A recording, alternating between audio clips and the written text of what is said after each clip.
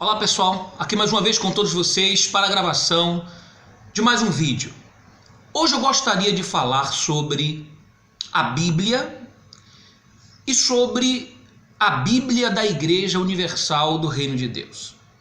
Você vai perceber que existe uma grande disparidade entre ambas, uma grande diferença entre ambas.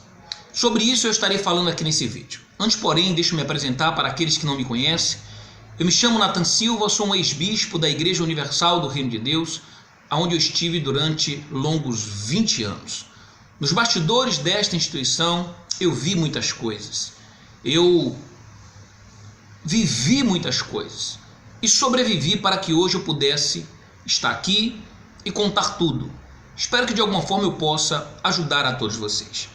Bem, é muito comum, se você pegar as Sagradas Escrituras, a Bíblia Sagrada, a Santa Palavra de Deus, e você se aprofundar na leitura da mesma, fazer ali alguns estudos diários, não precisa dedicar muito tempo não.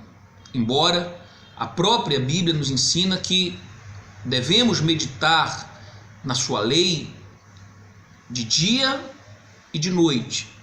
Então, quanto maior é o tempo que nós dedicamos à leitura das Sagradas Escrituras, então nós nos tornamos conhecedores da verdade, e isso torna-se mais difícil de que aqueles que são enganadores, eles venham então se utilizar de textos sem contextos, tá? Para nos enganarem, ou também se utilizarem, muitas das vezes, pasmem, de uma Bíblia pessoal ou de uma Bíblia com a sua própria linguagem, tá? Para até nos trazer conosco um pesar de culpa, tá? Por estarmos cometendo ali algum pecado. Pecado quer dizer infringir a lei de Deus. Bom, então vamos falar um pouco sobre isso aqui nesse vídeo.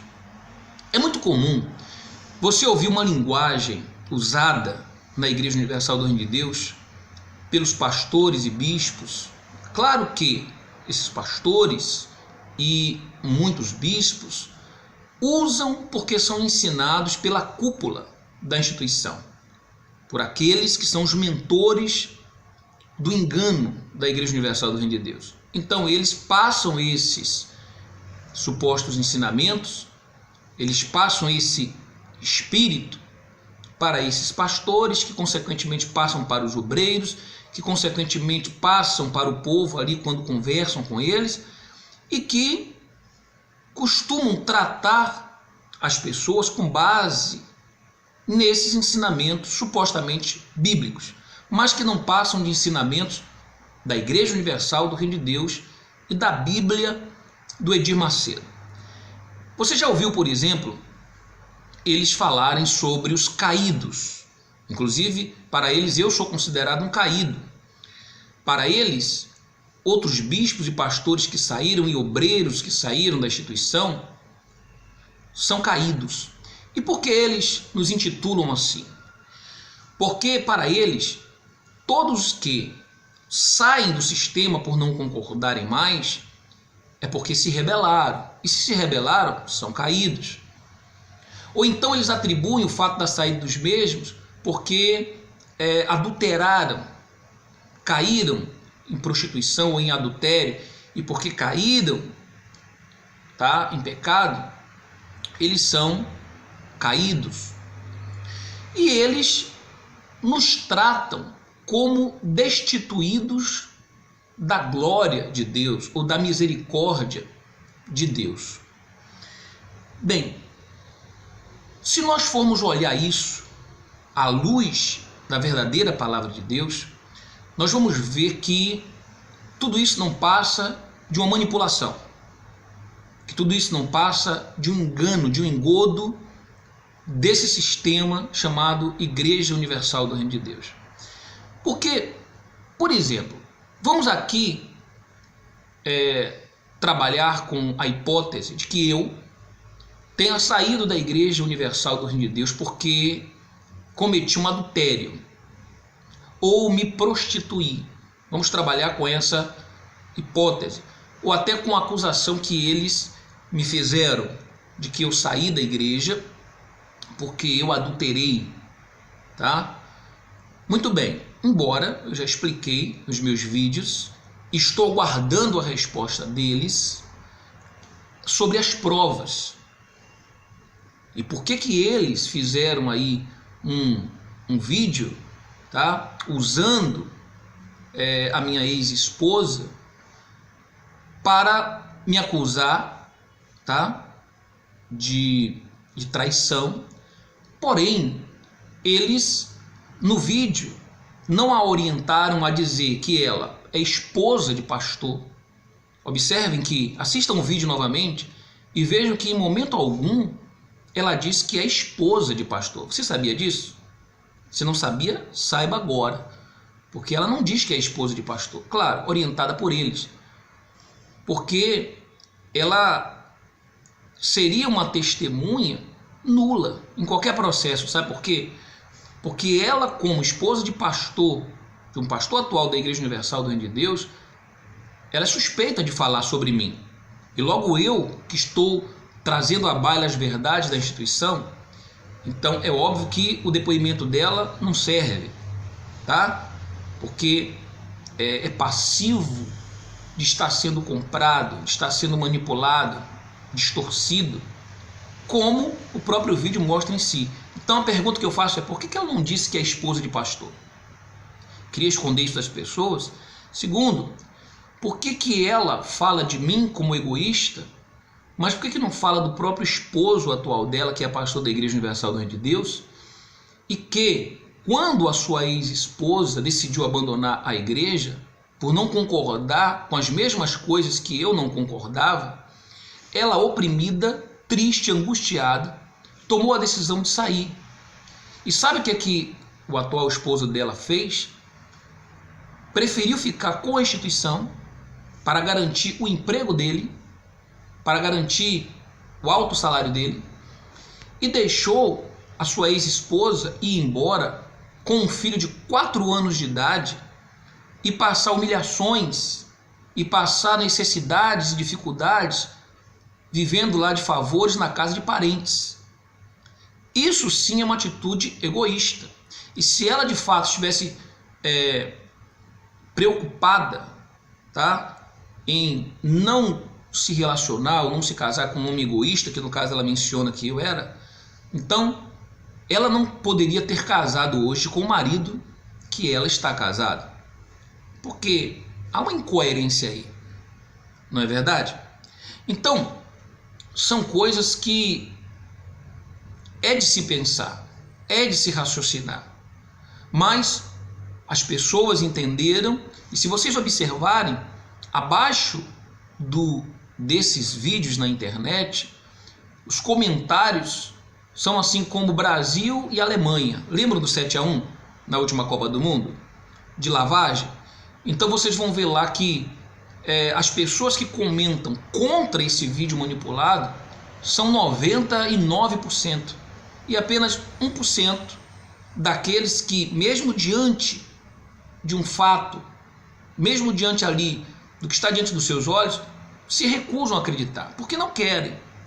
Não porque não existem ali fatos que comprovem, porque eles não querem, se recusam. Mas aqueles que avaliam, tá, fazem a leitura do vídeo com sensatez, tá, com a inteligência, usando a sua inteligência, tá bom? E com imparcialidade, vê do que se trata esse vídeo. Então, eles me tratam como caído e me acusam de adultério, traição. Muito bem, vamos lá. Assim como acusam a todos, ou a grande maioria dos que saem. Primeiro, me mostre na Bíblia aonde Deus trata alguém que cometeu um pecado de adultério como caído. Me mostre na Bíblia Sagrada, não na Bíblia da Igreja Universal do Reino de Deus, não na boca, tá, de alguns, não são todos, da iurde. Mostra na Bíblia onde é que Deus trata eles como caído. Não. Deus menciona e fala do pecado deles, tá? Mas esse mesmo Deus, rico em perdoar, grande em misericórdia, é o mesmo Deus que mostra o seu perdão. A oportunidade que Deus dá a eles novamente para que se regenerem, se levantem, recomecem, porque essa é a vontade de Deus. Eu separei 2 versículos bíblicos aqui da Bíblia Sagrada, a Bíblia que merece crédito, tá? Essa que é digna de inteira aceitação, para que você reflita nisso. Por exemplo, lá no Salmo 37, no versículo 26, diz assim, olha: o Senhor firma os passos do homem bom. Quem é esse homem bom? É todo aquele que tem uma conduta que agrada a Deus, tá? Aí ele diz assim, olha, no versículo 24: se cair, não ficará prostrado, porque o Senhor o levantará. Então, Deus, ele sabe que muitos homens bons, muitos homens que são de Deus, estão sujeitos a cair, a tropeçar, a pecar. Mas você está pensando que Deus os trata como caídos? Como a Igreja Universal do Reino de Deus ensina os pastores, obreiros e membros a tratarem? Não. Está escrito que se eles caírem, Deus os levanta. Deus não os deixa prostrados. Um outro versículo está lá em Provérbios, capítulo 24, versículo 15, que diz assim, olha: não te embosques como faz o ímpio junto à morada do justo, nem destruas o seu local de repouso, pois ainda que um justo caia 7 vezes, tornará a se erguer. Os ímpios, todavia, são arrastados para a desgraça. Se teu inimigo cai, não te alegres com isso, e não exulte teu coração se ele tropeça. Então, Deus orienta aqui, através de Provérbios 15, 16 e 17, que quando alguém cair, você não deve se vangloriar disso, da desgraça dele, e o chamar de caído, e o intitular como caído, ou ter o prazer de mostrar para todo mundo que ele é um caído, ou mandar fazer panfletos, folhetos, como fizeram recentemente, tá? Comigo, com o bispo Alfredo Paulo, com quem eu me solidarizo, tá? Fizeram um folheto colocando ali e nos taxando de caídos. Bom, o que Provérbio diz aqui? Que você não deve se vangloriar disso. E diz também que não se deve investir contra a casa do justo, só porque se aproveitando, se valendo que ele cometeu ali um deslize, e você usa daquele momento ali de fraqueza para querer destruir com ele. Então Deus diz aqui, olha, que você não deve, tá, fazer isso, porque ele pode cair 7 vezes. Deus o levanta as 7 vezes. Vou dar aqui um exemplo, tá, de Davi e Batseba. Todos nós sabemos que Davi foi um homem que pecou contra Deus. Cometeu um adultério com Batseba, onde ele teve um filho. E a Bíblia fala que ele colheu o fruto desse pecado, porque uma coisa é Deus perdoar o pecado, outra coisa é Deus rotular aquele homem de caído e nunca mais ser com aquele homem, tá? Então, há um pecado, se colhe as consequências desse pecado. Então Davi pecou e ele colheu a consequência desse pecado, que foi o quê? Esse filho, fruto do seu pecado com Batseba, morreu. Davi orou, Davi jejuou, tá? Davi chorou, mas não teve jeito. O filho dele com Batseba morreu. Só que Davi se arrependeu, tá? E depois ele voltou a ter outro filho com essa mesma Batseba. Vocês sabiam disso? E você sabe qual é o nome desse filho? Desse outro filho de Davi? Salomão.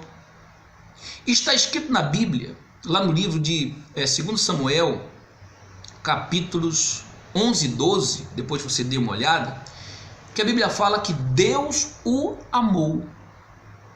Deus o amou. Quer dizer, esse outro filho de Davi, com Batseba, Deus o amou.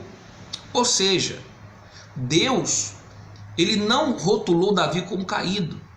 E não fez com que Davi ficasse estigmatizado com aquele pecado, por causa daquele pecado, e nunca mais foi com ele. Pelo contrário. Veja que Deus permitiu a morte de um, tá? Mas amou o outro. E se a Igreja Universal do Reino de Deus não crê nisso, e insiste em rotular, intitular de caídos todos os que um dia cometeram algum erro, algum pecado, inclusive eu tenho muitos pecados, e nos meus vídeos eu falo isso, muitos, é só você conviver comigo, que você vai ver quantos erros e quantas falhas eu tenho. Agora, se a Igreja Universal do Reino de Deus não crê nisso, então ela deve mandar destruir o templo de Salomão. Tem que mandar ruir, tá? Implodir o templo de Salomão. Porque Salomão foi filho de Davi com Batseba, com quem ele cometeu um adultério. E não só adultério, Davi cometeu também um homicídio. Ele tramou a morte, tá, do marido de Batseba. 2 gravíssimos pecados, não é verdade?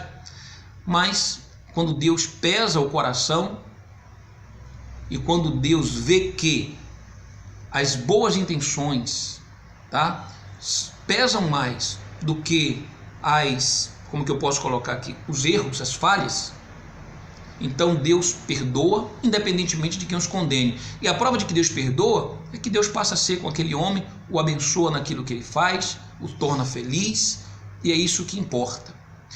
E quero terminar esse vídeo aqui dizendo o seguinte: para Deus, existem aqueles pecados, tá, que são, digamos assim, que Deus, não é que Deus desconsidera, todo pecado Deus considera, porém Deus, ele perdoa, Deus, ele entende que é uma falha da carne, humana, tá? Porém, existem certos tipos de pecados que são abomináveis aos olhos de Deus, aqueles que diz respeito a quando a pessoa tem consciência de que está fazendo o errado, tipo enganar as pessoas, tipo usar da palavra dele para extorquir, ganhar dinheiro, tirar dinheiro das pessoas, tá? E tantas outras coisas. Isso aí a alma de Deus abomina, são abomináveis aos olhos de Deus. Então fica aí a minha mensagem nesse vídeo, tá? Me solidarizando a todos os pastores que um dia pecaram, adulteraram, prostituíram, seja lá qual for ou tenha sido o erro deles. Deus nos perdoa, tá? Bem, se você gostou desse vídeo, eu quero que você dê uma curtida aí, um like aí embaixo, para ajudar a espalhar o máximo possível esse vídeo, tá bom? E se inscreva no meu canal. Obrigado aos mais de 16 mil inscritos quando eu gravo esse vídeo aqui hoje, 3 de agosto de 2016. Um beijo no coração de todos vocês, tá bom? E daqui a pouco estarei gravando um próximo vídeo para todos vocês. Forte abraço, saibam que os melhores anos da sua vida ainda virão.